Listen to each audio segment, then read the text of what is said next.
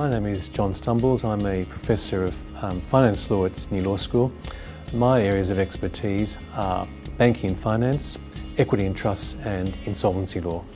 I'm a graduate of Sydney University in Arts and Law and have a Master of Laws from the University of Pennsylvania in the United States.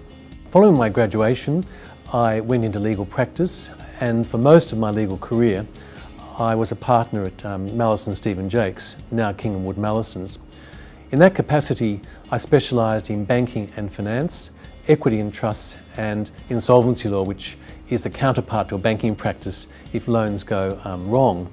During my professional career as a legal practitioner, I'd always had an academic interest in the law, and so in that role I had made several submissions to government on legal reform and legal change.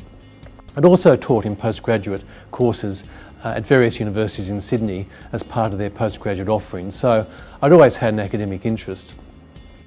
And I then decided to go full-time into academia, and I spent some time at UTS and now at Sydney. This is my 4th year here. And what I would like to do is bring both an academic and practical perspective to the teaching of law. And what I emphasise in my teaching is the importance of a key grasp of legal principle, and then an importance of the appreciation of the ability to apply that in a realistic and sensible way. And so that brings a very important element of judgment into the provision of legal advice, to work out what is important and what is less important. In terms of the challenges for a commercial lawyer in today's world, I would list the growth of statute. When I started law school, we only looked at a very small number of statutes, but since that time, the amount of statutory law has grown exponentially.